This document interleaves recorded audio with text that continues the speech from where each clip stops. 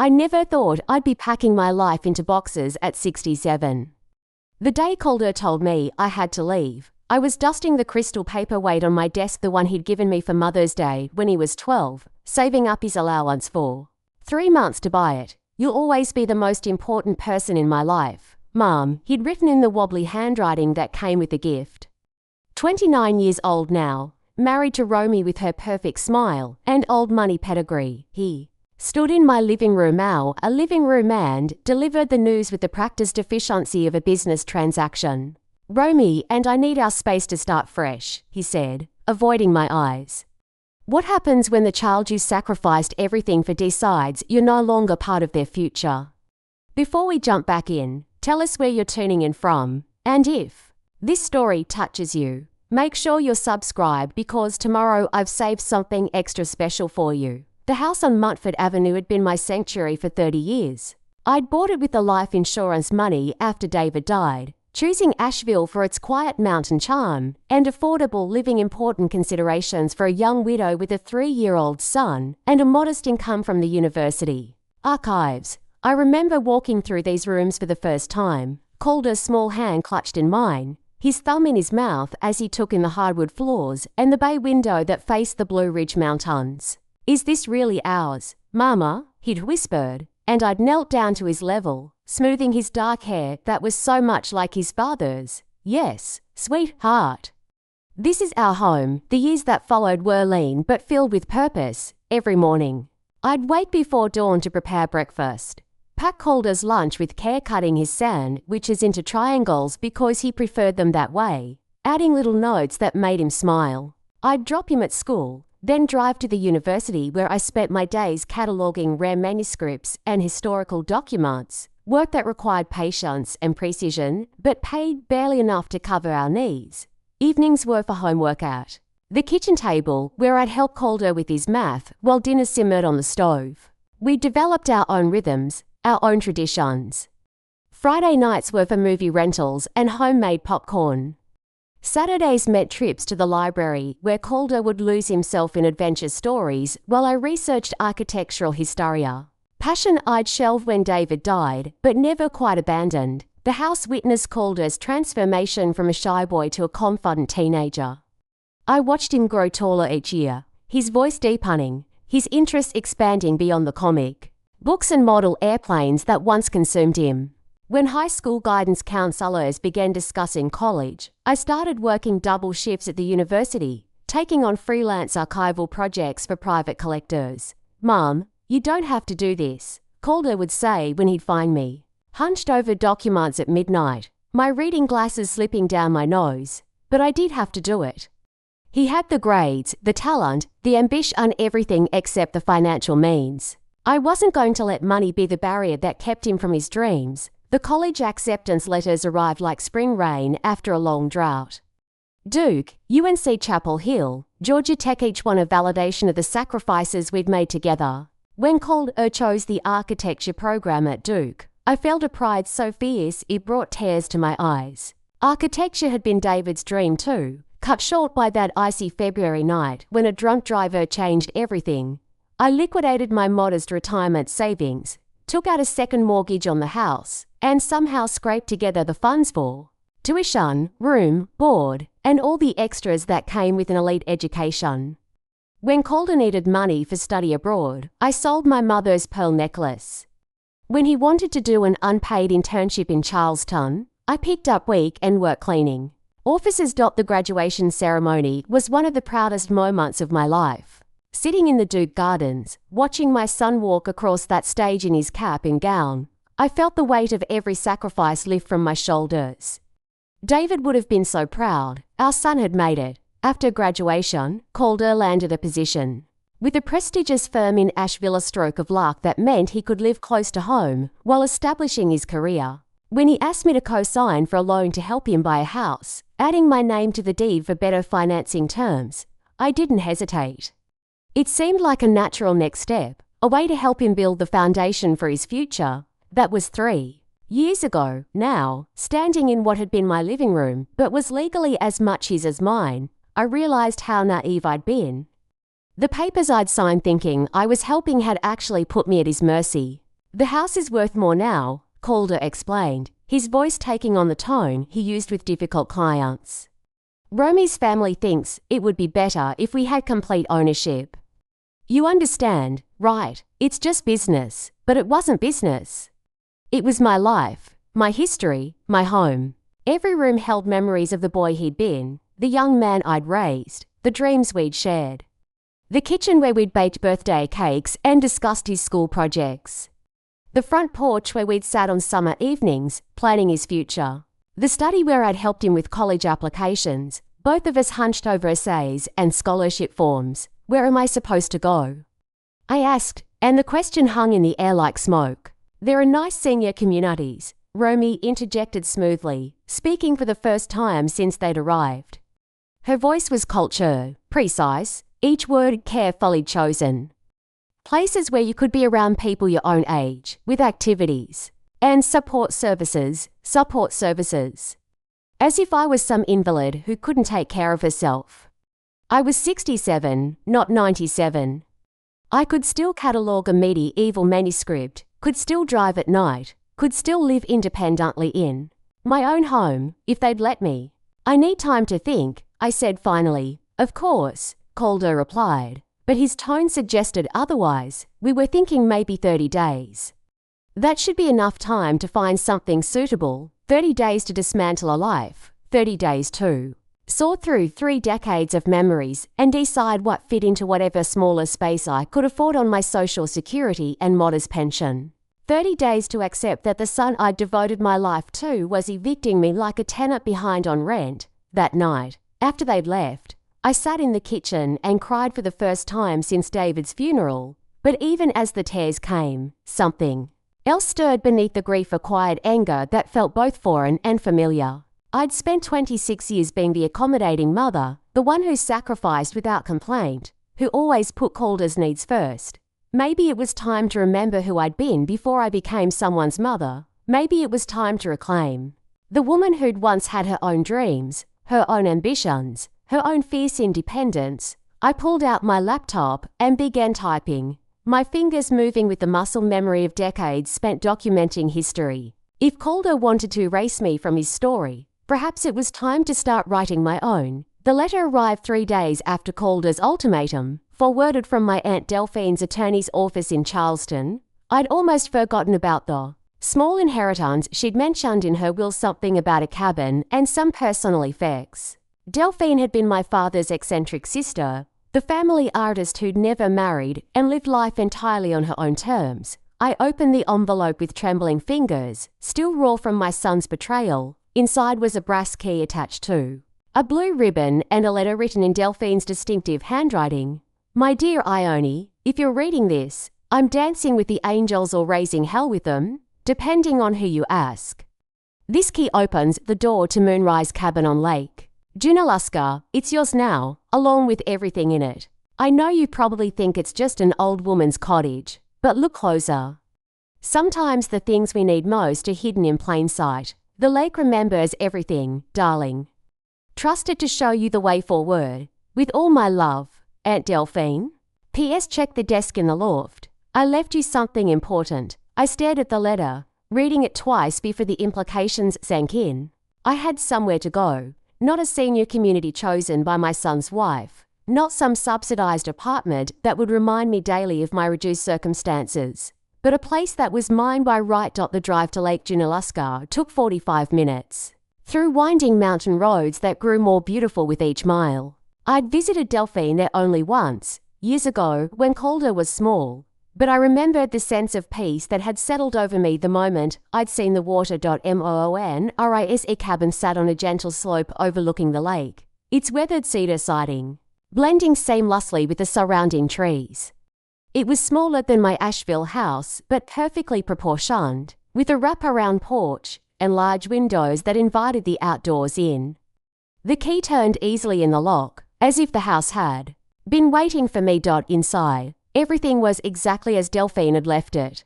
Her paintings covered the walls, mountain landscapes, and lake scenes that captured the changing light with an artist's understanding of color and mood. The furniture was an eclectic mix of antiques and comfortable pieces arranged for both beauty And function, books filled floor to ceiling shelves, their spines creating a rainbow of knowledge and stories. I climbed the narrow stairs to the loft, ducking under the sloped roof to reach the desk Delphine had mentioned. It was an old roll top, its wooden surface worn smooth by decades of use. I rolled back the cover and found myself looking at neat stacks of papers, some in Delphine's handwriting, others that looked official. The first document I picked up made my heart skip. It was a copy of the Merrick Educational Trust, established by my great-grandfather in 1952 to ensure that deserving members of the Merrick family received the finest education possible. I'd known about the trust vaguely. My father had mentioned it once or twice, but I'd never understood the details. According to the papers, the trust had been funding Calder's education from the beginning, not just partially, but completely. Every tuition payment, every dormitory fee, every study abroad expense I thought I'd sacrificed to provide it had all come from this trust.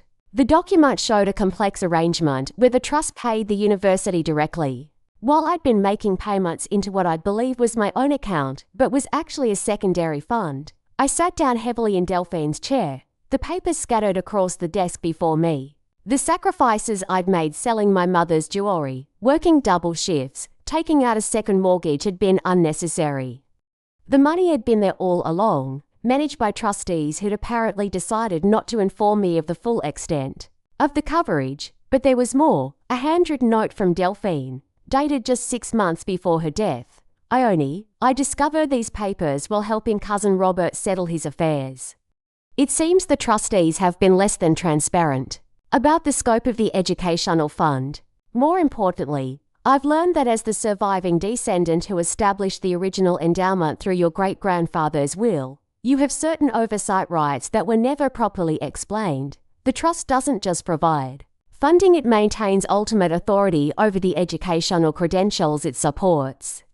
I tried to reach you about this, but you were always so busy with Calder's needs, and I didn't want to interfere. Now I realize I should have insisted. Knowledge is power, dear one. Use it wisely. I read the note 3 times before the full meaning penetrated.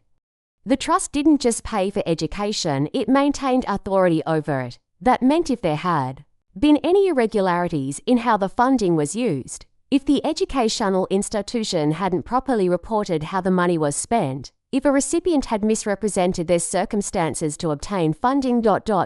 My hand shook as I reached for the phone. I needed to understand exactly what this meant, and I knew only one person who could help me navigate the legal implications. Red Amory answered on the 3rd ring, his voice as warm and reassuring as I remembered from our college days 45 years ago. Ione Merrick, he said, and I could hear the smile in his voice. I was wondering when you'd finally call me after all these years. Rhett, I need your help. Legal help, whatever you need, he said immediately. When can we meet? 2 hours later, Rhett sat across from me in Delphine's living room, his silver hair catching the late afternoon light streaming through the windows. Age had been kind to him, he'd grown distinguished rather than simply old, and his eyes still held the sharp intelligence that had made him one of the most respected education lawyers in the South before his retirement. This is quite a puzzle you've brought me, he said after reviewing all the documents. Your great-grandfather was a clever man. He set up a trust that not only funds education, but maintains perpetual oversight to ensure the money is used properly, and that the recipients meet ongoing standards of character and integrity. What does that mean practically? It means that if a recipient of trust funds has engaged in fraud, misrepresentation, or actions that violate the character requirements outlined in the original charter, the trust can revoke its support retroactively. That includes requesting that educational institutions review and potentially rescind credentials that were earned using trust funds if those funds were obtained through deception. I thought about Calder's scholarship applications, the forms I'd helped him fill out where we'd claimed financial hardship, the need-based aid he'd received on top of the trust funding. We'd essentially been double-dipping, claiming poverty while secretly supported by family money. And if someone used trust funds while misrepresenting their financial need to obtain additional aid they weren't entitled to.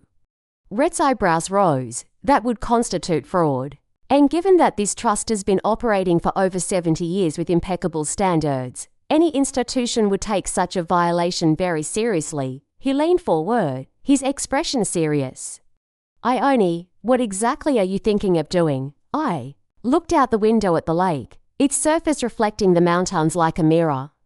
Delphine had been right, the lake remembered everything. And now, finally, so did I? I'm thinking of remembering who I was before I became somebody's convenient mother, I said quietly.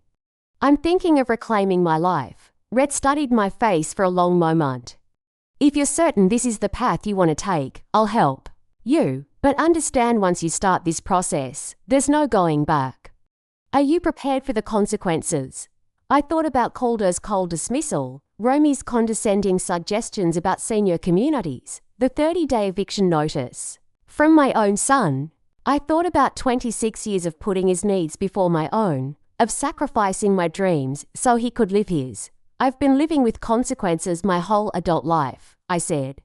It's time my son learned to live with a few of his own. The next morning, I woke in Delphine's bed to the sound of loons calling across the lake. For the first time in weeks, I'd slept through the night without the anxiety that had been my constant companion since Calder's ultimatum.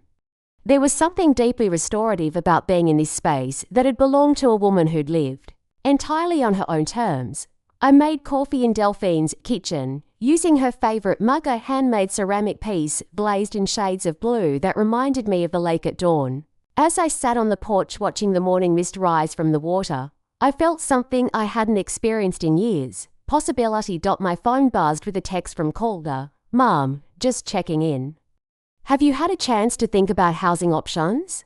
Romy found a really nice place in Hendersonville with activities and a shuttle service. I stared at the message, noting how he'd avoided any personal contact.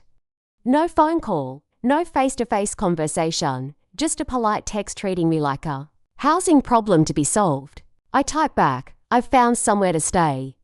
Don't worry about me. The response came quickly, great. Where? I turned off my phone without replying. Let him wonder. For 26 years, I'd made my life an open book for him, always available, always accommodating. It was time for some mystery. Red arrived at 10, carrying a briefcase and a bag of pastries from a bakery in downtown Waynesville. I stopped to pick up some of your aunt's legal papers from her attorney, he said, settling into a chair on the porch. And I did some preliminary research last night. What I found is ... interesting. He opened his briefcase and spread out a collection of documents. First, the good news. The Merrick Educational Trust is substantial. Your great-grandfather invested wisely, and the fund has grown considerably over the decades. You're not just a beneficiary, Ione. As the primary surviving descendant of the founder, you're entitled to a seat on the board of trustees. I can be a trustee. You should have been all along. It appears the current trustees have been somewhat lax in their record keeping. They should have informed you of your rights when Calder first applied for funding. He handed me a folder. These are copies of all the applications and supporting documents Calder submitted over his 4 years at Duke. I opened the folder with the careful attention to detail that had served me well as an archivist. The first application, submitted when Calder was a high school senior, painted a picture of severe financial hardship. Annual household income listed as $31,000. Assets listed as minimal. Under the section asking about other sources of educational funding, Calder had written none anticipated. Every word was technically true, but deeply misleading. My salary as a university archivist was indeed $31,000, but the application failed to mention the trust fund that would be covering all educational expenses. The assets listed as minimal ignored the house I owned outright, the small savings account I'd maintained, and the trust fund itself that he was already planning to access. He qualified for need-based aid on top of the trust funding, I said, slowly, understanding the implications. Exactly. Duke awarded him substantial grants and work-study positions reserved for students with genuine financial need. Students who, unlike Calder, didn't have family money available. Rep pointed to a calculation on one of the documents. Over 4 years, he received approximately $45,000 in need-based aid that should have gone to someone who actually needed it. I felt sick. while I'd been working double shifts and selling family heirlooms. Convinced I was struggling to pay for my son's education, he'd been fraudulently claiming poverty to access aid meant for genuinely disadvantaged students. Like Maya, the young woman in my creative writing class who worked 2 jobs to pay for community college. There's more, Rhett said gently. The trust documents include specific character requirements. Recipients must demonstrate integrity, honesty, and moral character befitting the Merrick name. Fraud would certainly violate those standards. I closed the folder, my hands trembling slightly. What happens now? That's up to you. As a trustee, you have the authority to review compliance and recommend actions. If you determine that funds were obtained through misrepresentation, you can request that the receiving institution review the matter. And if Duke agrees that there was fraud, they would likely require repayment of the misappropriated aid.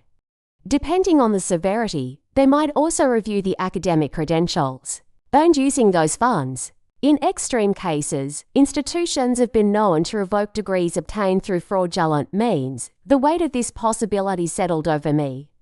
I could, if I chose, challenge my son's degree. I could force him to confront the consequences of his deception. But was that the kind of person I wanted to be? My phone rang, interrupting my thoughts. The caller ID showed an unknown number with a local area code, Mrs. Merrick. This is Jennifer Coleman from Asheville Realty. Your son asked me to call you about listing your property on Montford Avenue. When would be convenient for me to do a market assessment? I blinked in surprise. I'm sorry, what? The house listing? Mr. Merrick said you were ready to sell and wanted to move quickly. I can come by this afternoon if that works for you. There's been a misunderstanding, I said carefully. I haven't authorized any listing. Oh, a pause. Let me call Mr. Merrick and clarify. I'll get back to you. I hung up and stared at Rhett. He's trying to sell my house without your permission. I co-signed the deed, remember? I think legally he can initiate the sale, even if I object. The full scope of my vulnerability was becoming clear. I'd trusted my son completely, and he'd used that trust to put me in an impossible position. Rhett was already reaching for his phone. Let me make a few calls. If he's moving this fast, we need to understand exactly what legal protections you have. While Rhett made his calls, I walked down to the lake's edge. The water was so clear I could see the smooth stones on the bottom, fish darting between the shadows like silver thoughts. Delphine had been right, the lake did remember everything. It held the reflection of every sky, every season, every moment of beauty and change. Nothing was truly lost. When I returned to the porch, Rhett's expression was grim. I have good news and bad news. The bad news is that yes, as a co-owner, Calder canvass a sale even without your consent. The good news is that the process takes time, and you have rights to the proceeds. How much time? At least 60 days, possibly longer if you contest it. And I only ... double quotes, he hesitated. There's something else. I contacted a friend who works in university admissions. The conversation you just had about the house listing. That's going to be viewed very unfavorably if Duke reviews Calder's case. Using trust fund benefits to manipulate your housing situation would be seen as an extension of the original fraud. I sat down heavily. He's not just evicting me. He's using the education I paid for to justify it. That's exactly what he's doing. And that level of calculated manipulation would definitely violate the character requirements of the trust. I thought about the little boy who used to crawl into my bed during thunderstorms, who'd written me Mother's Day cards promising to take care of me when I got old. Where had that child gone? When had he become someone who could look me in the eye and lie about his motives while planning to make me homeless? I need to see those trust documents again, I said quietly. Rhett handed me the folder. What are you thinking? I'm thinking about legacy. About what my great-grandfather intended when he established this trust. About what kind of family member I want to be. And what kind I'm willing to tolerate. I opened the folder and began to read, this time with the methodical attention I'd once brought to medieval manuscripts. Every detail mattered. Every clause had implications. And somewhere in these pages was the key to reclaiming not just my dignity, but my future. The afternoon sun was slanting through the trees when I finally looked up. Rhett, I need you to help me file a formal complaint with the Trust Board. And I want to request a comprehensive review of Calder's compliance with all trust requirements, past and present. Are you sure? I looked out at the lake, thinking of Delphine's paintings upstairs, of all the women who'd lived in this cabin and made difficult choices with grace and determination.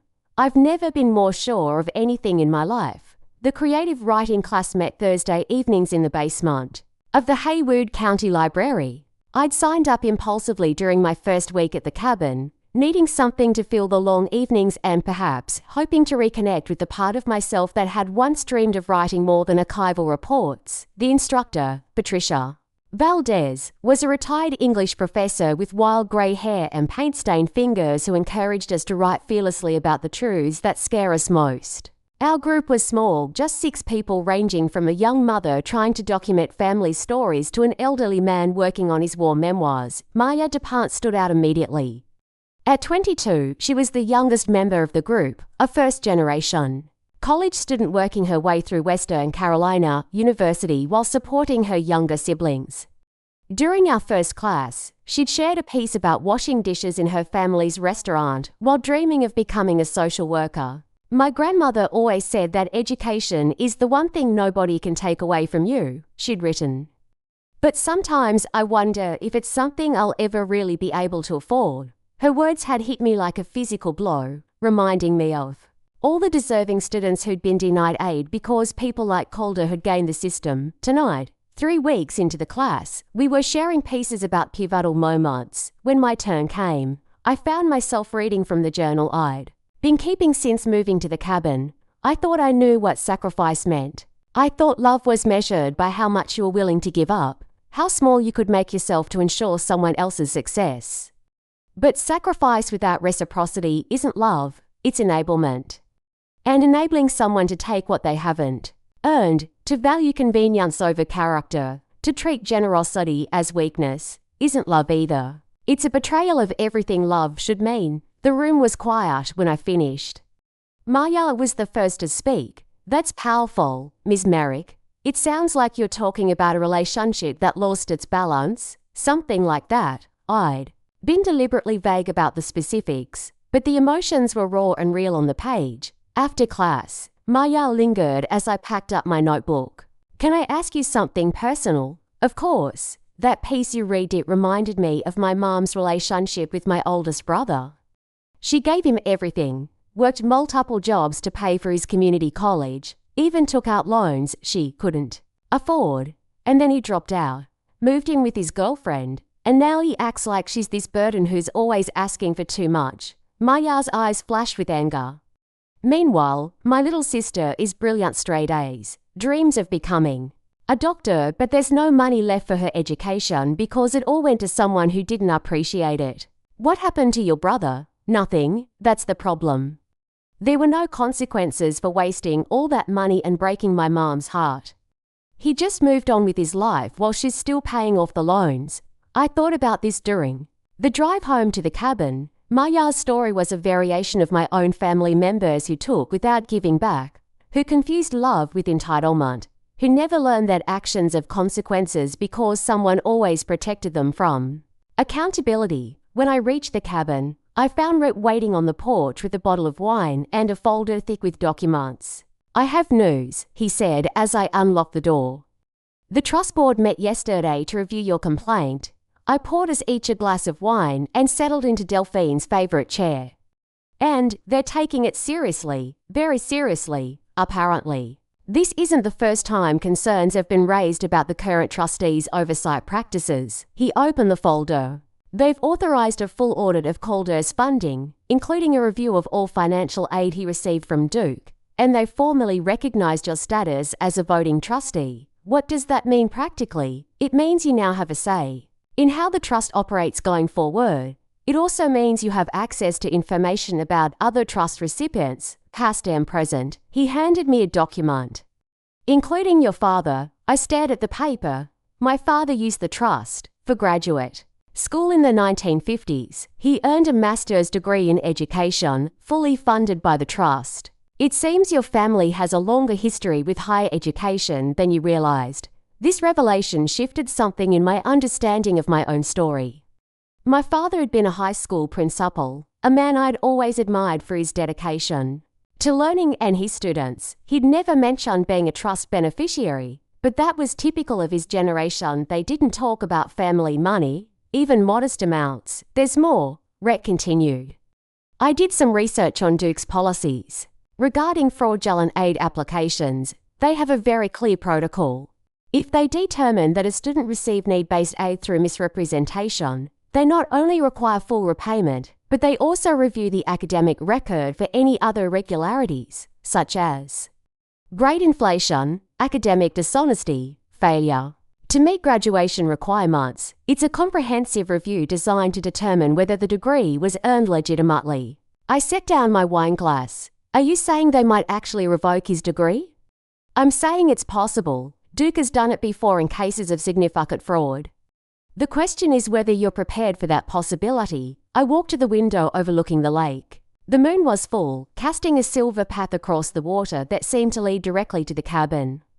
Moonrise now, I understood why Delphine had named this place. Rhett, let me ask you something. If a student had used fraudulent aid to get through college and then used their degree to build a career that allowed them to financially manipulate their own mother, what would you call that? I'd call it a pattern of behavior that suggests the original fraud wasn't a youthful mistake, but a character flaw. And if that same person was now trying to force his mother out of her home while she's still paying for his lies, I'd say the academic institution has a responsibility to review whether they want their credentials associated with that kind of character. I turned back to face him. Then let's give them that opportunity. Over the next 2 hours, we crafted a formal complaint to Duke University's Office of Student Integrity. The letter detailed Calder's fraudulent aid applications, the pattern of financial manipulation that had continued after graduation, and the current situation where trust fund benefits were being used to justify evicting the very person who had unknowingly funded his education. We'll need documentation, Rhett warned. Bank records, the real estate documents, evidence of the current housing situation. I have most of it already. And what I don't have, I can get. I need to ask this directly. Are you doing this for justice or for revenge? I considered the question seriously. The anger was real heart and justified and years in the making. But underneath, it was something else, something that felt more like protection than punishment. I'm doing it for Maya, I said finally. And for all the students like her who deserve the aid that Calder stole. I'm doing it because someone needs to stand up and say that actions have consequences. That family doesn't mean you get to take whatever you want without accountability. Rhett nodded slowly. Then let's do this right. As we worked on the final details of the complaint, my phone buzzed with another text from Calder. Mum, the realtor needs access to the house this weekend. For photos. Where should I send the key? I showed the message to Rhett. Evidence of ongoing manipulation. Perfect evidence. He's assuming you'll comply without question, just like you always have. I typed back. The house isn't going on the market. We need to talk. The response came immediately. What do you mean? We discussed this. You agreed to move. I agreed to nothing. And I'm not moving.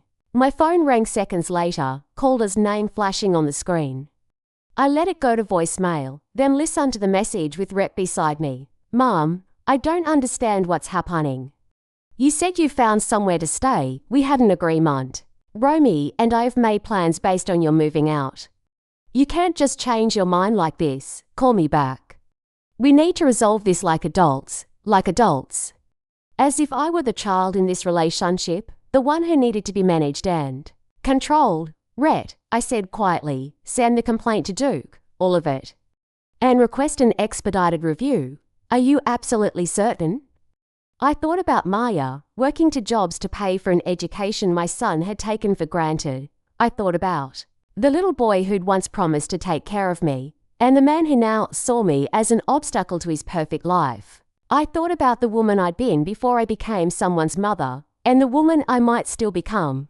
I've never been more certain of anything. The call came on a Tuesday morning while I was having coffee on the porch, watching a great blue heron fish in the shallows near the dock. Rhett's voice was tight with excitement and something else I couldn't quite identify. Ione, we need to meet. Now, I have information that changes everything. An hour later, he arrived with a woman I didn't recognize at all, a fish-hunt-looking person in her 40s with sharp eyes and prematurely grey hair. This is Sarah Chen, Rhett said as they settled onto the porch. She's a private investigator who specializes in educational fraud cases. I hired her to do some background research on Calder's applications. Sarah opened a leather portfolio and spread out photographs and documents across the porch table. Mrs. Merrick, what I found goes far beyond simple financial aid fraud. Your son has been running a sophisticated long-term scam, and you're not his only victim. She handed me a photograph of a young woman I didn't recognize. This is Jessica Hartwell. She was Calder's girlfriend during his sophomore year at Duke. Her parents own a small construction company in Charlotte. I don't understand. What does this have to do with anything? Jessica's parents paid for Calder's study abroad program. In an alley, believing he was their daughter's serious boyfriend who couldn't afford the opportunity on his own. They covered approximately $15,000 in expenses. Sarah pointed to bank records. But according to the trust documentation, that program was fully funded by your family trust. Calder essentially got paid twice for the same semester abroad. Telling and preparing this story took us a lot of time, so if you are enjoying it, subscribe to our channel. It means a lot to us. Now back to the story. I stared at the documents, my mind struggling to process the implications. He told another family he couldn't afford it, not just told them, convinced them to adopt him as a quasi-family member. He spent holidays with them, called Jessica's mother Mom Chen in his letters, wrote them thank you notes about how their generosity was changing his life. Sarah's voice was flat, professional. Then he broke up with Jessica 2 weeks after returning from Italy and never spoke to the family again. Rhett leaned forward. It gets worse. Show her the rest. Sarah pulled out another set of documents. During his junior year, Calder was in a relationship with Amanda Rodriguez, whose father is a successful surgeon in Miami. The Rodriguez family funded Calder's internship with a prestigious firm in Charles Tunroom, board, and a monthly stipend, totaling approximately $12,000. But I paid for that internship, I said slowly. I sold my mother's jewelry to cover his expenses. You paid for it, the trust paid for it, and the Rodriguez family paid for it. Your son collected funding from 3 separate sources for the same opportunity. Sarah's expression was grim. And like the Hartwells, the Rodriguez family was dropped immediately after they'd served their purpose. I felt nauseated. This wasn't just financial fraud, it was emotional manipulation on a calculated, predatory level. How many families? At least for that I've identified so far. The pattern is always the same. Calder targets families with college-age daughters, presents himself as a devoted boyfriend from a struggling background, accepts significant financial support, then disappears once he's gotten what he needs. Sarah pulled out one final document. This is the most recent case. Emma Whitmore, from Romy's social circle in Charleston. Her family funded Calder's graduate coursework in sustainable architecture, approximately $25,000, spread over 18 months. Graduate coursework. He never mentioned graduate school because he never completed it. He used the Whitmore family's money to enhance his resume and make himself more attractive to Romy's family, then dropped out once he'd secured the engagement. Rhett's voice was quiet. Ione, this isn't just about the fraudulent aid applications. Your son has been systematically defrauding families for nearly a decade. He's a con artist who uses romance and false vulnerability to extract money from people who care about their children's happiness. I stood up abruptly and walked to the porch railing, gripping it hard enough that my knuckles went white. Below Emmy, the lake reflected the morning sky like a mirror, beautiful and unchanging. How would I miss this? How would I raise someone capable of such calculated cruelty? There's more, Sarah said gently. I know this is difficult, but you need to understand the full scope. I turned back to face her. What else? The house situation. Calder didn't just add you to the deed for better financing terms. He used your excellent credit and financial history to secure a loan he couldn't have qualified for on his own. But here's the thing, he never actually needed the loan. What do you mean? Romy's family had already agreed to give them a substantial down payment. The loan was unnecessary from a financial standpoint. He used it to establish legal ownership of your property, then planned to pay off the loan with Romy's family money, leaving him with your house as a clear asset. The scope of the betrayal was breathtaking. He planned this from the beginning. The evidence suggests he's been planning it since before he even met Romy. The timing of when he asked you to co-sign, the specific legal structure he chose, the way he's handled the eviction, it's all been carefully orchestrated. Rhett moved to stand beside me. Ione, this goes way beyond anything Duke can address. We're talking about fraud on a scale that crosses state lines and involves multiple victims. This is federal territory. I thought about the families Sarah had described, parents who'd opened their hearts and wallets to someone they thought was their future son-in-law, only to be discarded once he'd taken what he needed. I thought about the scholarships and aid that could have gone to genuinely needy students. I thought about my own naive trust, my willingness to sacrifice for someone who'd seen my love as weakness to be exploited. What happens next? I asked. Sarah and Red exchanged glances. That depends on what you want to happen, Sarah said. We have enough evidence to file criminal fraud charges. The statute of limitations hasn't run out on most of these cases, and the ongoing nature of the scheme means some charges could be filed regardless. Criminal charges were fraud, mail fraud, possibly racketeering given the organized nature of the scheme. We're talking about federal crimes with serious prison time. I sat down slowly, my legs suddenly unsteady, and the families he victimized, most of them don't know if they were scammed. They think their money went to help a deserving young man who simply moved on with his life. But if charges are filed, they'll be contacted as part of the investigation. They'll have to relive being fooled. Yes, but they'll also have the opportunity to recover their losses and see justice done. I looked out at the lake again, thinking about Delphine's letters, about the strength and independence she'd embodied. She'd lived her entire life on her own terms, accountable to no one but herself. She'd never married, never had children, never compromised her values for someone else's comfort. Had she been the wiser of us? Mrs. Merrick, Sarah said quietly, I need to tell you something else. Something personal. I looked at her, noting the tension in her voice. My daughter was a student at Duke during Calder senior year. She applied for the same need-based scholarship he received and was denied. She ended up taking out massive student loans because the aid went to students like your son instead. Sarah's professional composure cracked slightly. She's still paying off those loans 5 years later, working 2 jobs and living in a studio apartment because someone who didn't need the money took a spot. The weight of this revelation settled over me like a physical force. Sarah's daughter was another of Calder's victims, 1 degree removed, but real nonetheless. How many others were there? How many deserving students had been denied opportunities because my son had gained the system? I want him stopped, I said quietly, not just for me, but for all of them. For your daughter, for Maya, for every honest student who didn't get aid because someone like Calder took it fraudulently. Rhett nodded. I'll start preparing the criminal complaint. Sarah, we'll need all your documentation for the federal prosecutor. You'll have it by tomorrow. As they prepared to leave, my phone buzzed with yet another text from Calder. Mum? You're being unreasonable. Romy's parents are coming to visit next week, and we need the house ready. Please don't make this more difficult than it needs to be. I showed the message to Sarah and Rhett. Even now, he thinks he can manipulate you. Sarah observed. He still believes you'll cave to pressure like you always have. Then he's about to learn something new about his mother, I said, turning off my phone. After they left, I sat alone on the porch as the afternoon light shifted across the lake.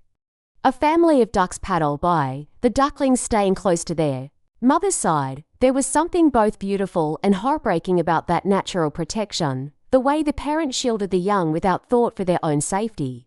But what happened when protection became enabling? When love became a tool for exploitation? When sacrifice was met not with gratitude, but with entitlement? I went inside and opened my laptop, my fingers moving with purpose across the keys. If Calder wanted to play games with legal documents and Financial manipulation. It was time he learned that his mother had her own skills in that arena. After all, I'd spent 30 years mastering the art of documentation. And some things, once properly documented, could never be erased. The federal agents arrived at Moonrise cabin on a Thursday morning, their black SUVs incongruous against the peaceful lake setting. I'd been expecting them since Sarah's call the night before, but seeing them in person made everything suddenly, irrevocably real. Special Agent Maria Santos was younger than I'd expected, with intelligent dark eyes and a calm demeanor that immediately put me at ease. Her partner, Agent David Morrison, was older, greying at the temples, with the weathered look of someone who'd seen enough human deception to no longer be surprised by anything. Mrs. Merrick, Agent Santos said as we settled in Delphine's living room, we want to thank you for bringing this case to our attention. Financial fraud cases like this often go unreported because the victims are too embarrassed to come forward. I almost didn't, I admitted. Part of me still can't believe my own son could do something like this. Agent Morrison leaned forward. Mum, in my 23 years with the Bureau, I've learned that the people who victimize family members are often the most dangerous criminals. They use love and trust as weapons, and they count on their victims' reluctance to seek justice. They spent the next 3 hours going through every detail of Sarah's investigation, asking me to verify documents and timeline. The scope of evidence was staggering, beyond the families Sarah had identified. The agents had uncovered additional schemes dating back to Calder's high school years. He's been running variations of this con since he was 17, Agent Santos explained. Academic fraud, romance fraud, family fraud, it's all part of the same pattern. We're looking at potential charges of wire fraud, mail fraud, identity theft, and organized conspiracy. He didn't work alone on some of these schemes. We believe Romy Dollar was aware of and possibly participated in the financial manipulation, particularly regarding the house transaction. The idea that Romy had been an active participant rather than just a passive beneficiary shouldn't have surprised me, but it did.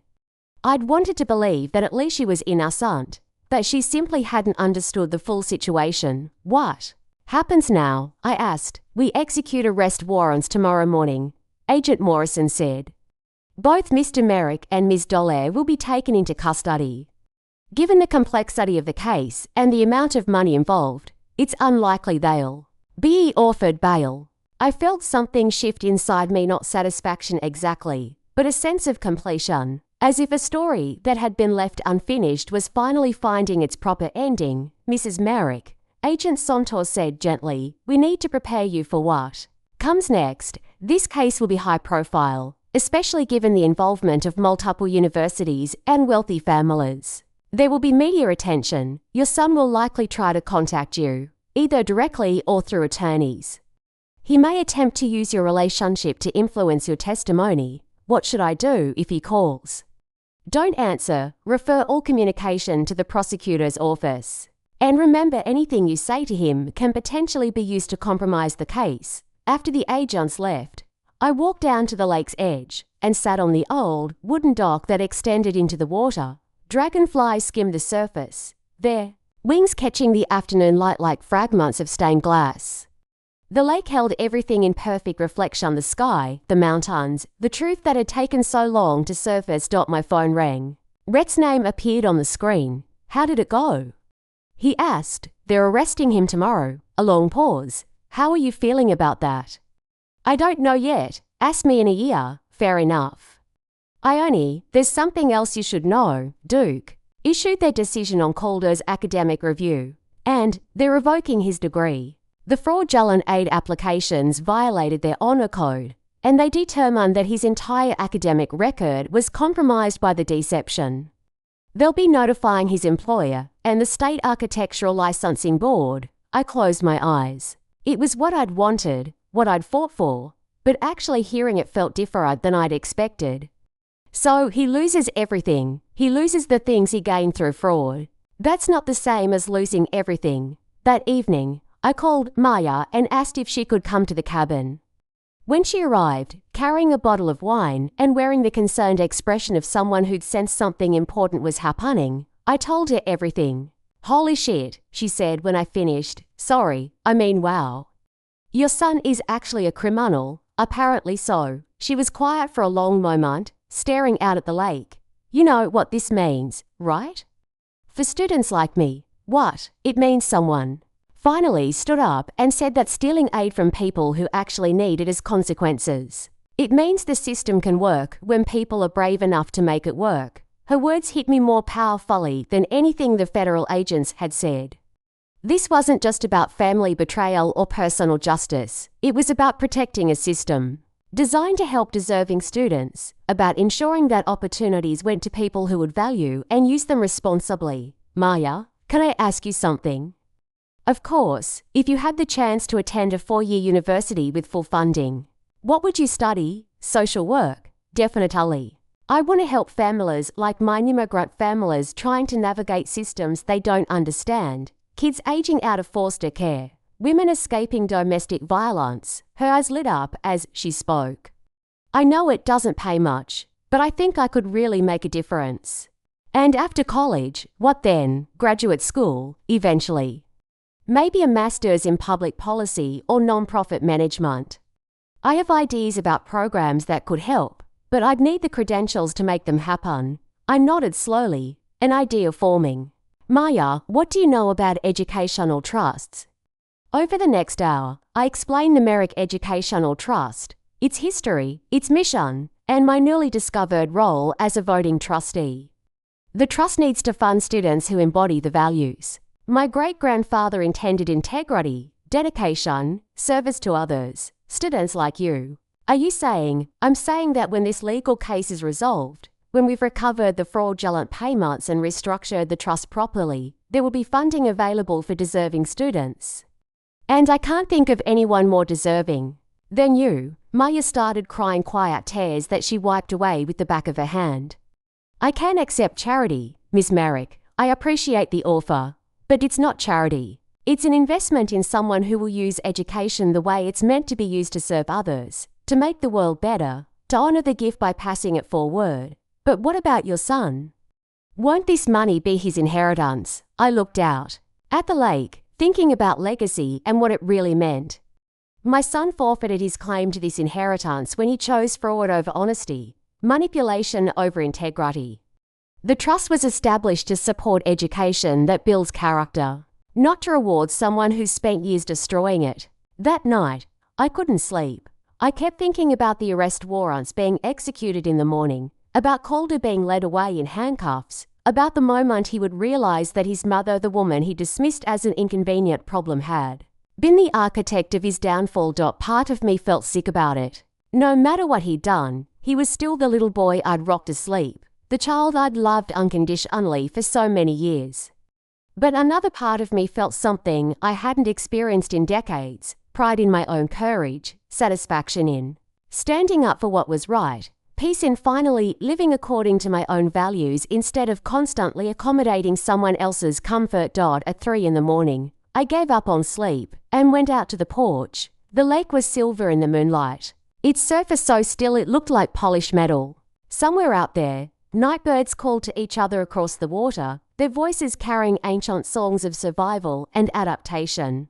I thought about Delphine, about the independent life she'd lived in this place, about the letter she'd left me encouraging me to trust the lake to show me the way forward. She'd been right. The lake did remember everything, every season, every reflection, every moment of beauty and change. Nothing was truly lost. It was all held in the memory of this place, transformed but not erased. Tomorrow, my son would be arrested, his life, as he'd known, it would be over. The career he'd built through deception would crumble. The marriage founded on mutual manipulation would probably not survive the scandal and legal consequences. And I would begin the next chapter of my own story not as someone's victim, not as someone's convenient mother, but as the woman I'd been.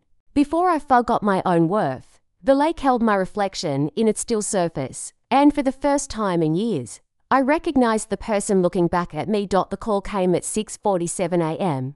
I was in the kitchen making coffee when my phone buzzed with an unknown number. Against my better judgment, I answered. "You have a collect call from the Buncombe County Detention Center." Will you accept charges from Calder Merrick? My hand trembled as I held the phone. No, I will not accept charges. I hung up and immediately called Rhett. He's trying to call me from jail. Don't take any calls. Don't respond to any letters. The prosecutor was very clear about this. Any contact could compromise the case. But even as I agreed, I knew the silence would be harder than I'd anticipated. 26 years of being available to my son at every moment didn't disappear overnight. Even when that son had betrayed me so completely, the media attention started that afternoon. Local news trucks appeared at the end of the mountain road. Leading to the cabin, their satellite dishes pointed toward the sky like metallic flowers. My phone rang constantly with calls from reporters wanting comments about the mountain mother who brought down her con artist son. I turned off my phone and stayed inside, watching through Delphine's sheer curtains as journalists tried unsuccessfully to navigate the narrow, winding road to the cabin. Most gave up after getting their expensive cars stuck in the gravel. The few who made it on foot found themselves confronted by no trespassing signs and the very real possibility of getting lost in the mountain wilderness. On the third day, Maya arrived with groceries and news from the outside world. It's everywhere, she said, unpacking organic vegetables and homemade soup from her family's restaurant. The story made national news. They're calling it the trust fund fraud, and when family love becomes family crime. Have you seen the details they're reporting? Some of them. The romance fraud angle is getting a lot of attention. Apparently, one of the families he scammed the Hot 12s is speaking to reporters. Jessica's mother is devastated. She said they treated Calder like a son, that she'd been planning to give him her grandmother's ring to propose with. I felt sick. Did he take jewelry too? No, but only because he disappeared before they could offer it. Mrs. Hartwell said they were planning to surprise him with it for Christmas, after he and Jessica had been dating for a year. The cruelty was breathtaking. These weren't just financial transactions to Calder, they were emotional manipulations designed to extract maximum benefit from people's genuine affection. He'd weaponized their parental instincts, their desire to help a young person they cared about. There's something else, Maya said hesitantly. About Romy, what about her? She's claiming she knew nothing about the fraud. Her family hired some expensive lawyers who were saying she was as much a victim as anyone else. That Calder deceived her about his background and financial situation, I snorted. Do they expect people to believe that? Actually, some people do. She's playing the role of the innocent Southern belle who was charmed by a sophisticated con man. Her family is presenting her as another victim who was manipulated into participating in the house scheme. But you don't believe it. Maya shook her head. I've been thinking about what you told me about how she pressured Calder to get rid of you, about her comments regarding senior communities. That's not the behavior of someone who's innocent. That's someone who sees you as an obstacle to her perfect life and wants you removed as efficiently as possible. That evening, against Rhett's advice and my own better judgment, I decided to drive past my old house. I told myself I just wanted to see it, to check on the garden I'd tended for 30 years, to say goodbye to the place that had been my sanctuary for so long. The house looked smaller than I remembered, shabbier. The garden was already showing signs of neglect, weeds growing through the mulch, the roses I'd babied through countless seasons looking stressed and unwatered.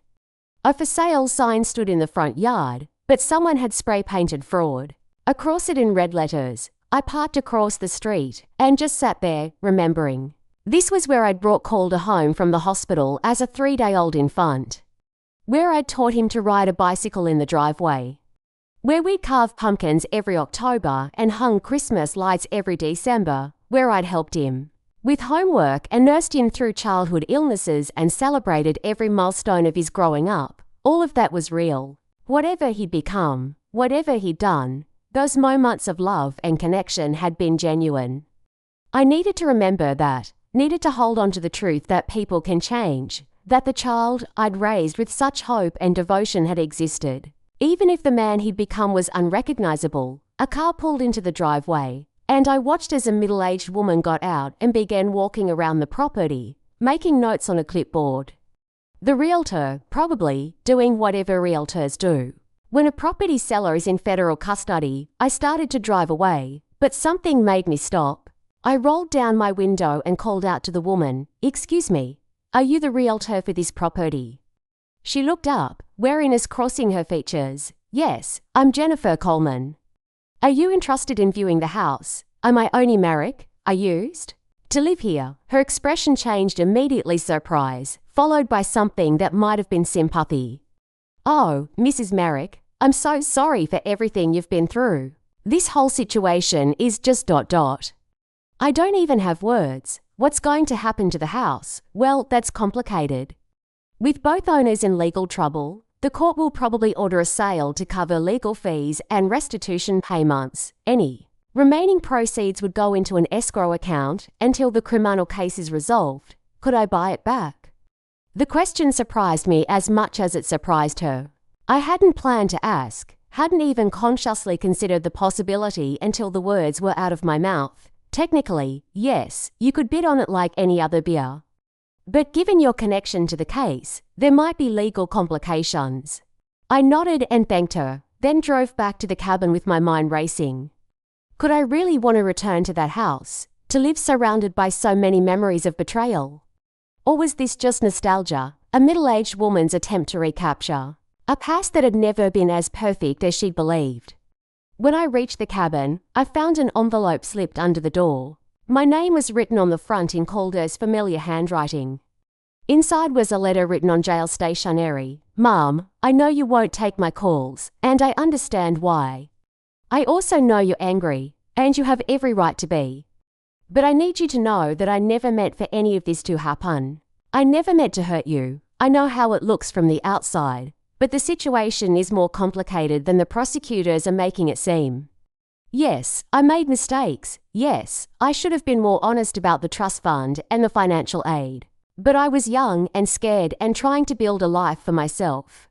I thought if I could just get established, if I could prove I was successful, then I could pay everyone back and make things right. The families that are claiming I defrauded them, I cared about those people. I cared about Jessica and Amanda and Emma. I never set out to hurt them. When those relationships ended, it wasn't because I'd gotten what I needed from their families. It was because the relationships themselves weren't working. People break up all the time. That doesn't make it fraud. And Romy, Mom, I love her. I know you don't like her, but she's not the person you think she is.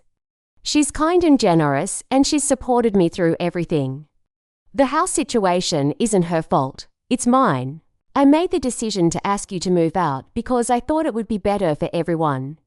I thought you'd be happier somewhere more suited to your needs, somewhere you could be around people your own age. I never wanted to hurt you. You're my mother. You're the most important person in my life, and you always will be. Everything I've achieved, I owe to you. I know I haven't always shown my gratitude the way I should have, but that doesn't mean I don't feel it. Please don't let the prosecutors convince you that I'm some kind of monster. I'm still the same person you raised. I'm still your son. I made mistakes, but I can fix them. I can make this right if you'll give me the chance. I need you now more than I've ever needed anyone. Please call me. Please help me through this. I can't do it without you. Love, always. Calder read the letter 3 times, my emotions cycling through disbelief, anger, and something that might have been grief. Even now, even facing federal fraud charges, even having his deception exposed in excruciating detail, he was still trying to manipulate me, still presenting himself as the victim, still minimizing his actions, still expecting me to rescue him from the consequences of his choices. The most infuriating part was how well he knew me, how expertly he'd crafted the letter to hit every emotional pressure point. The claim that I was the most important person in his life, the same words he'd written on that Mother's Day card 30 years ago. The suggestion that his victims had been people he cared about. The framing of his romance fraud as ordinary relationship dynamics. The implication that I was somehow responsible for not understanding his complicated situation. But what struck me most was what wasn't in the letter. No real accountability, no genuine remorse. No acknowledgement of the specific harm he'd caused to real people. No recognition that his actions had been deliberate and calculated, rather than youthful mistakes. I folded the letter carefully and placed it in the folder with all the other evidence. Tomorrow, I would give it to the prosecutors. Tonight, I would Grieve for the son I thought I'd raised and accept that person had probably never existed outside my own hopeful imagination. The lake was calm in the evening light, its surface reflecting the last colours of sunset. I sat on the dock with a glass of wine and Delphine's journal, reading her thoughts about independence and self-respect and the courage it takes to live authentically. The hardest lesson I ever learned, she'd written, was that loving someone doesn't obligate you to be destroyed by them. Sometimes the most loving thing you can do is refuse to enable someone's worst instincts. Sometimes you have to choose your own survival over their comfort. As darkness settled over the lake, I made my choice. I would not visit Calder in jail. I would not pay for expensive lawyers to minimize his consequences. I would not sacrifice my own newly reclaimed peace to rescue him from the life he'd built through deception. For the first time in 26 years, my son would have to face the consequences of his actions without his mother there to soften the blow. It was the last gift I could give him, the opportunity to finally grow up. 6 months later, I stood in the conference room of the Asheville law offices where the Merrick Educational Trust was being formally restructured. Through the windows, I could see the mountains that had been my home for 30 years, their peaks softened by early autumn mist. The legal proceedings had moved faster than anyone expected. Calder pled guilty to federal fraud charges in exchange for a reduced sentence of 4 years in prison and full restitution to his victims. The plea agreement required him to forfeit all assets obtained through fraudulent means, including his share of my house, which I had indeed purchased back at auction for significantly less than its original value. Romy's protestations of innocence had crumbled under federal investigation. Prosecutors discovered emails between her and Calder explicitly discussing how to get rid of the mother-in-law problem and detailed financial plans that relied on liquidating my house to fund their lifestyle. She received 3 years in federal prison and was required to pay restitution from her family trust fund. Duke University had not only revoked Calder's degree, but had also established new protocols for verifying financial aid applications. The recovered funds from the fraud case had been donated to a scholarship program for first-generation college students, a detail that gave me more satisfaction than I'd expected. But today wasn't about Calder or his consequences. Today was about legacy and what it truly meant. The restructured Merrick Educational Trust, the lawyer announced, will award full scholarships to students who demonstrate academic excellence, financial need, and a commitment to service. Priority will be given to first-generation college students and those pursuing careers in education, social work, or public service. Maya sat beside me, trying not to cry as she reviewed the scholarship agreement that would fund her undergraduate degree at UNC Chapel Hill and her graduate studies in social work. She was the trust's first recipient under the new charter, but she wouldn't be the last. Mrs. Merrick, the lawyer continued. As the primary trustee, you'll have final approval authority over all recipients. The trust board will screen applications and make recommendations, but the decision rests with you. I nodded, still adjusting to the weight of this responsibility. The trust fund, swollen by recovered fraud proceeds and decades of careful investment, could now fund dozens of scholarships annually. Students like Maya, like Sarah's daughter, like all the deserving young people who'd been denied opportunities because people like Calder had gamed the system. After the meeting, Maya and I drove to the cabin for lunch. She was starting at UNC in January, planning to major in social work with a minor in nonprofit management. Her application essay had been about breaking cycles, how education could interrupt patterns of poverty, abuse, and systemic disadvantage. I keep thinking about your son, she said as we sat on the porch overlooking the lake. I know I'm supposed to hate him for what he did, but mostly I just feel sorry for him. Why? Because he had everything a mother who loved him, opportunities most people only dream of, the chance to make a real difference in the world. And he threw it all away for what? Money, status. A lifestyle that was built on lies. I thought about this often during the long months of legal proceedings. I think he confused having opportunities with deserving them. He never learned that gifts come with responsibilities. That privilege should be used to lift others up, not to take advantage of them. Do you think he'll ever understand that? I don't know. I hope so. But that's not my responsibility anymore. Maya was quiet for a moment, staring out at the water. You know what I've learned from watching you go through this? What? That. Sometimes the most loving thing you can do for someone is to let them face the full consequences of their choices. My mom never did that with my brother, and he never learned to be a decent person because of it. You gave Calder that gift, even though it cost you everything. It didn't cost me everything, I said. It cost me the illusion that I'd raised someone worthy of the sacrifices I made. But it gave me back my self-respect and my future. That evening, after Maya left for her job at the restaurant, I sat down to write. The creative writing class had evolved into something more significant. I was working on a memoir about the experience, partly to process my own emotions, but mostly to help other people recognize the signs of family financial abuse. The book would be called Moonrise, Reclaiming Your Life When Love Becomes Exploitation. I'd already been contacted by a literary agent who thought it could help other families trapped in similar dynamics. As I wrote, I thought about the women in my creative writing group, several of whom had shared their own stories of being financially manipulated by adult children or other family members. The problem was more common than anyone wanted to admit. Aging parents pressured to sign over assets, siblings who borrowed money they never intended to repay, adult children who moved back home and never left, slowly draining their parents' resources while contributing nothing. My phone buzzed with a text from an unknown number. It was from Jessica Hartwell, the young woman whose family had been one of Calder's early victims. Mrs. Merrick, I hope it's okay that I'm contacting you. I got your number from the prosecutor's office. I wanted to thank you for having the courage to come forward. My family has recovered most of the money we lost, but more importantly, we've learned to trust our instincts about people. What your son did to us was devastating, but your decision to hold him accountable has helped us heal. We're grateful. I stared at the message for a long time.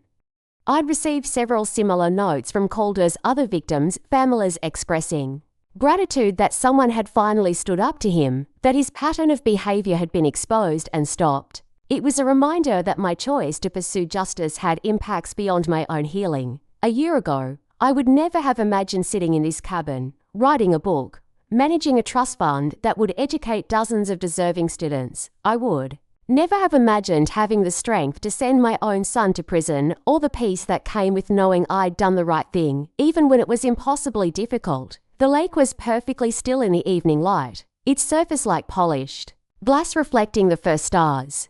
I thought about Delphine, about the independent life she'd lived in this place, about the wisdom she'd left in her letters and paintings and in the very existence of this sanctuary. The lake remembers everything she'd written. Trust it too. Show you the way forward. The lake had shown me that some things should be remembered and honored: love, sacrifice, generosity, the desire to help others succeed. But it had also shown me that some things needed to be released: the illusion that love alone could change someone's character, the belief that sacrifice without boundaries was virtuous, the hope that enabling someone's worst behavior would somehow inspire them to become better. I was 68 years old, living alone in a mountain cabin, managing a trust fund that would outlive me by generations. It wasn't the life I'd planned when I was 30 and convinced that my purpose was to sacrifice everything for my son's success. But it was a life of meaning, integrity, and peace. As I prepared for bed, I found myself thinking about Maya, about the scholarship recipients who would come after her, about the careers they would build and the lives they would touch. The Merrick family legacy would continue, but it would be carried forward by people who understood that education was a privilege to be earned and a tool for service, not a commodity to be exploited for personal gain. I turned off the lights and walked out onto the porch one last time. The lake stretched before me, dark and infinite, holding all the reflections of my new life. Tomorrow I would continue writing, continue healing, continue building something meaningful from the ashes of my broken trust. The lake remembered everything, and now, finally, so did I. But more importantly, I was learning to forget the things that no longer served me, and to focus on the future I was choosing for myself. In the distance, a loon called across the water, its voice carrying the ancient song of survival and adaptation. I called back softly, adding my own voice to the night's conversation. For the first time in my life, I was completely contentedly, courageously alone with myself, and it was enough. The courtroom was colder than I expected, not in temperature, but in atmosphere. Sterile, hushed, impersonal, a place built to weigh lives in evidence and statute, rather than heart and memory. I sat on the left side, the public seating, next to Rhett, hands folded tightly in my lap, and watched as my son was led in, shackled at the wrists, wearing a suit that no longer fit him and a face that no longer looked like the boy I raised. He scanned the room, eyes moving quickly. I half expected him to smile at me, even just a faint twitch of the lips, but there was nothing. He looked through me like I wasn't even there, ready.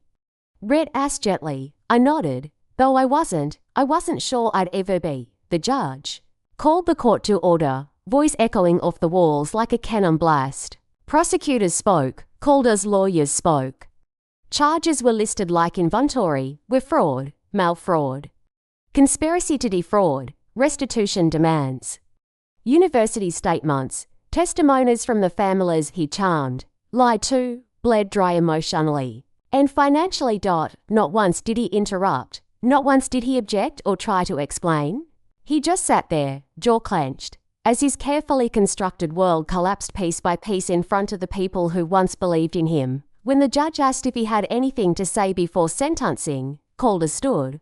I never wanted to hurt anyone, he said, voice hollow. I just wanted a better life. I thought if I could climb high enough, fast enough, it wouldn't matter how I got there. He didn't look at me. I'm sorry, he added, just before sitting down, but it was too late for sorry when the gavel fell, sentencing him to 4 years in federal prison with 3 years supervised release and a lifetime ban from managing fiduciary responsibilities. The courtroom remained still. No sobs, no gasps, just silence. His life didn't crash, it eroded. Quietly, inevitably, Rhett leaned closer. Do you want to leave now? No, I said. I want to see him led away, because I needed to remember it, all of it, the choices, the betrayal, the consequences, so I could stop doubting myself later. So I wouldn't soften the truth in memory, and I watched. I watched as the marshals led him out the side door, his head bowed, his hands in cuffs, not once turning around. And then I breathed. For the first time in years, I let my lungs fill completely. The days after sentencing passed like rain on a cabin roof, quiet, persistent, cleansing. No cameras now, no reporters. The media had moved on. Calder was no longer the headline. He was just another privileged criminal who finally faced consequences. But I was still here, still waking each morning to birdsong, still sipping coffee from Delphine's blue mug, still walking the lakes, edge with a notebook in one hand and 1,000 thoughts in the other. Grief doesn't always scream. Sometimes it's a whisper that hides in ordinary moments, like finding his kindergarten drawing in an old book or catching myself saving leftovers he'd never come to claim. But I didn't let it drown me. Instead, I filled the silence with rebuilding. The new trust office was in a converted farmhouse in Waynesville, simple, sunlit, lined with books and maps of Appalachia. It was Maya's idea. We don't need a marble lobby, she said. We need a place that feels like a promise kept. We hired our first scholarship officer in March, then a financial compliance consultant, then a young communications intern named Callie, whose grandfather had once applied to the original Merit Trust and been denied because, back then, character was judged through race and class more than integrity. Not anymore. The numeric trust was different, transparent, accountable, and fiercely committed to lifting people who'd been told too often to lower their expectations. Every Wednesday, I read applications, dozens at a time, handwritten essays, scanned report cards, letters from guidance counselors who knew what grit really looked like. One applicant wrote, I don't have a savings account, but I have 3 younger siblings who think I can fly. I want to prove them right. Another, my life began the night I ran from home with nothing but a library card and a notebook. And another, I want to be a teacher who never forgets what it's like to feel invisible. I cried more reading those letters than I ever did for Calder's downfall. Because these weren't pity cases, they were lights. Unpolished, underfunded, but radiant with purpose. And I knew exactly where the first round of funding was going. Maya's acceptance letter came on a Tuesday afternoon, She didn't call. She ran straight from the post office to the cabin, barefoot, waving the envelope like a flag. "I got in," she shouted, tears streaming. "UNC, full ride, social work and policy dual degree." I met her halfway down the porch steps and held her as we both cried, laughing between sobs, her joy so bright it pushed back every shadow in my chest. That night, we celebrated with wine and chocolate cake and a playlist of songs Delphine once called necessary soundtracks for the soul. At one point, Maya paused the music and looked at me. "Do you ever miss him?" She asked softly. "Yes," I said, "but I don't miss the version of me that let him hurt me without consequence." She nodded. "Then maybe that's the point. Spring in the mountains is slow and stubborn. The daffodils appear first, like yellow sentinels. Then the dogwoods bloom, tentative, as if asking permission. By May, the trees are bold again, the lake alive with reflected green, and I am, somehow, blooming too." I joined a local writers' group in town, not just the creative class at the library, but a serious one, memoirists, journalists, poets who'd published things I'd actually read. I was terrified at first, afraid they'd laugh me out of the room, but they did and single quotes T. In fact, they listened, closely, thoughtfully, as if my story mattered. "You've got voice," one of them said after my first reading. "Truth teller voice, that's rare." I wrote every day after that, in the mornings by the lake, in the afternoons on Delphine's old desk.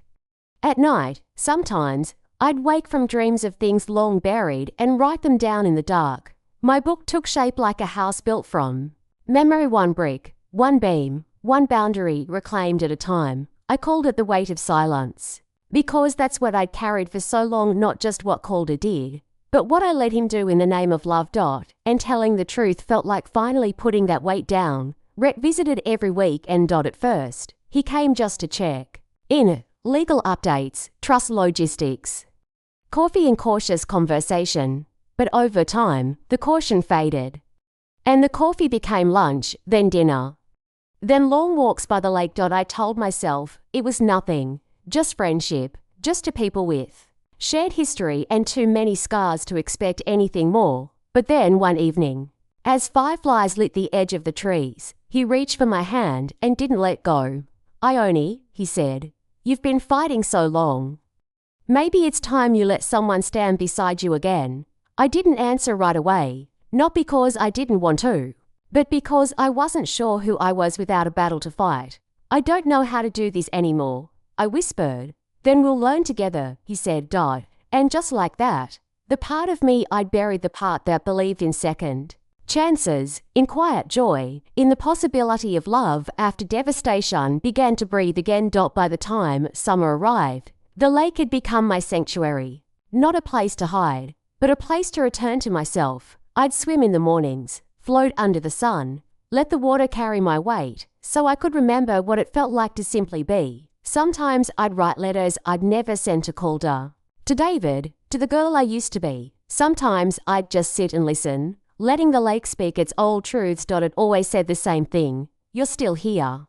And that matters. There's a strange kind of silence that descends after justice is served. Not peace, not yet, but a stillness, as if the world is catching its breath with you, no longer pressing, no longer demanding. In that stillness, I learned to live with the choices I'd made. Calder had been transferred to a low-security federal correctional facility in South Carolina. I hadn't written, I hadn't visited.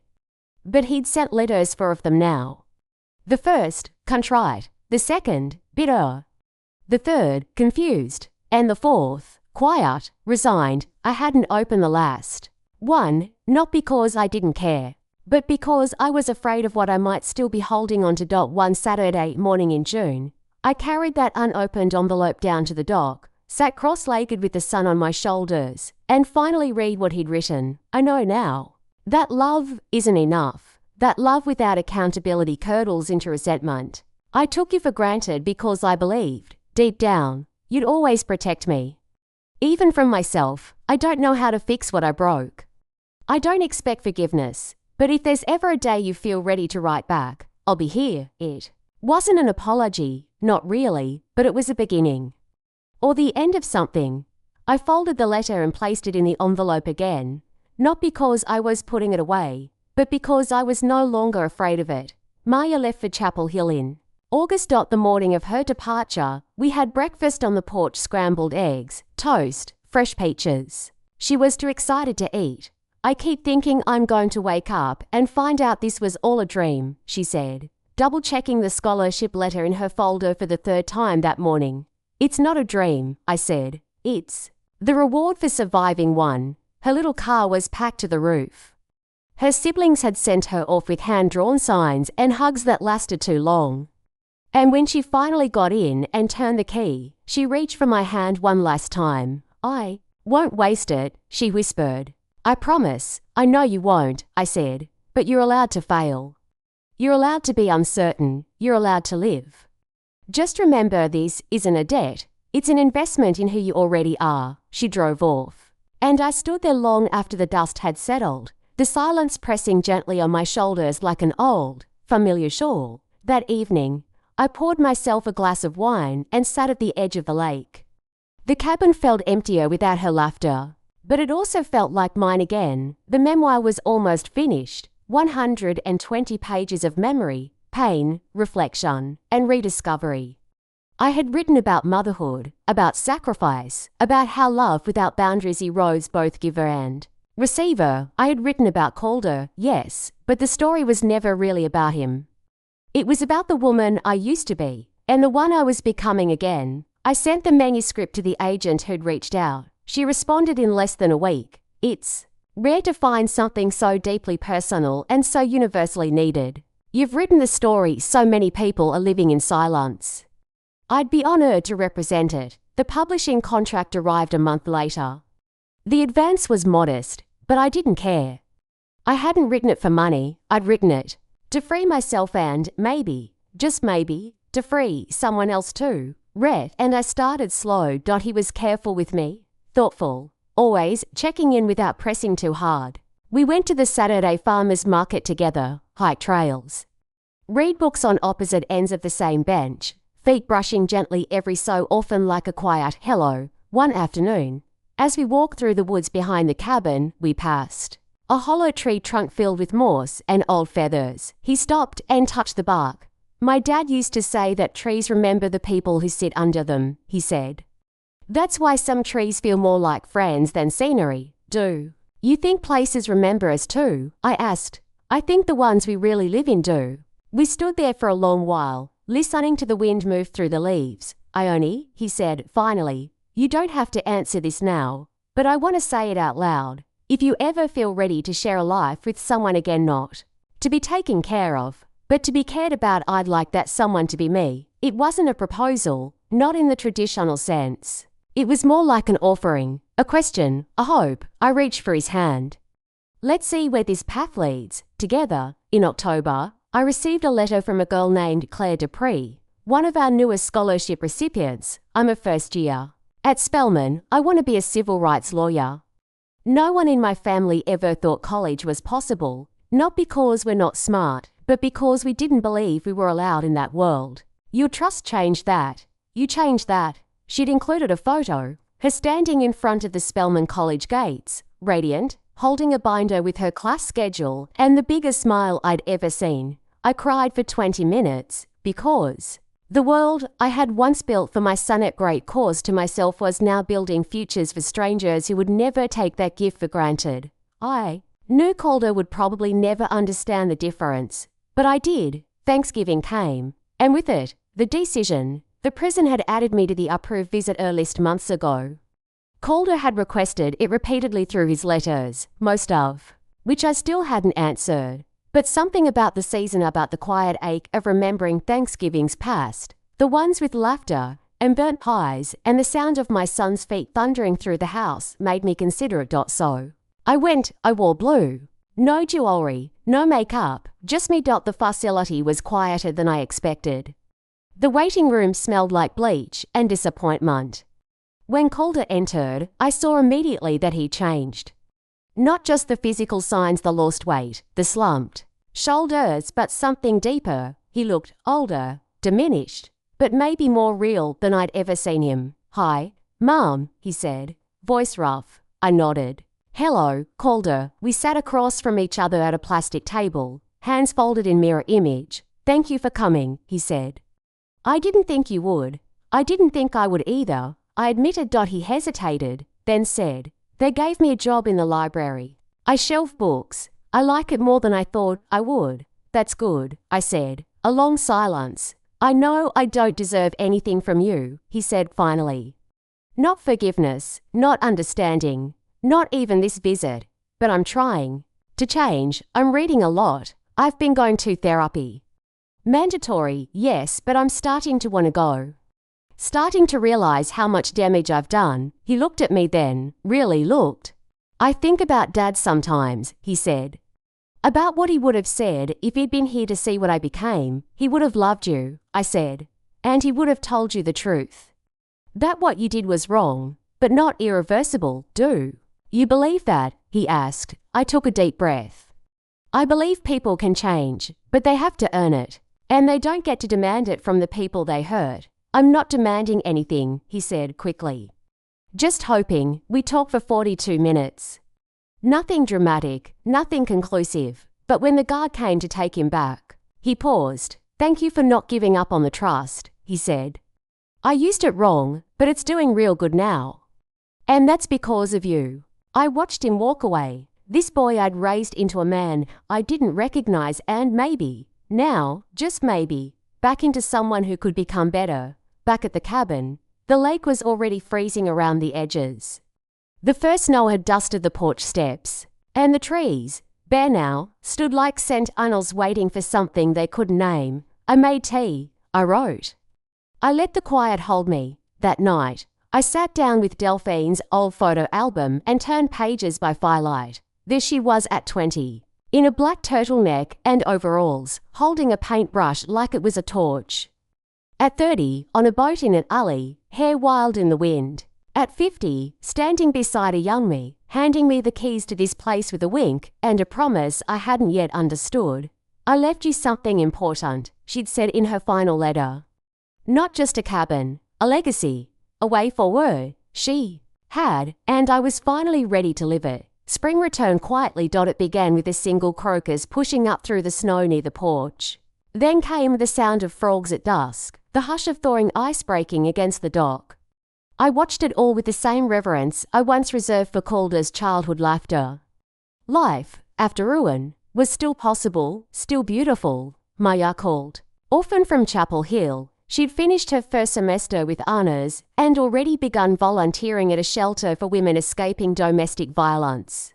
Her voice brimmed with purpose, and each time we spoke, I felt a little more certain that the trust was now in the hands of people who would protect what it truly meant. The memoir, now titled What Remains, was going to print in the fall. The publisher said the early buzz was strong, that book clubs were already asking for reading guides. I didn't care about the numbers. All I cared about was what one early reviewer had written. This isn't just a story about a mother and a son. It's about every person who ever gave too much, too long, and finally decided to stop. That was enough for me. As for Calder, his letters came less frequently now. They were steadier, more reflective. He'd begun mentoring new inmates through a literacy program. Whether it was penance or transformation, I couldn't say. But I hoped it was both. I hadn't written back again, not because I was angry, but because I needed to hold my boundaries with love, not fear. One morning in early April, Rhett and I took a canoe out across the lake. The water was calm, the sky soft with clouds. Halfway across, he stopped paddling. Ione, he said, you've carried so much. If there's anything left to let go of, this lake is a good place to leave it. I thought for a long time. Then I pulled from my pocket the unopened envelope from Calder's last letter, the one I'd kept but never read. Without a word, I tore it open. Inside was a simple line, I hope you're happy now. I hope you know I never truly saw you not. Until you walked away. I held the paper in my hand, then placed it gently on the surface of the lake. The water accepted it without resistance. It floated for a moment, then sank. Some truths weren't meant to be carried forever. I looked at Rhett. I'm ready now. For what? He asked. For whatever comes next. We paddled back slowly, sunlight warming our shoulders. the lake behind us holding all the stories we no longer needed to retell. When we reached the dock, I paused, turned back one last time, and whispered, my thanks not to Calder, not to the past, but to myself. For surviving, for staying kind, for finally choosing me. And as the wind swept across the surface of the water, I knew the lake remembered, but it had also learned to let go. So had I. Up next we have to more incredible stories that are waiting for you. Just click the image you want to watch and it will take you there. If you enjoyed this video, make sure to subscribe. It would mean a lot.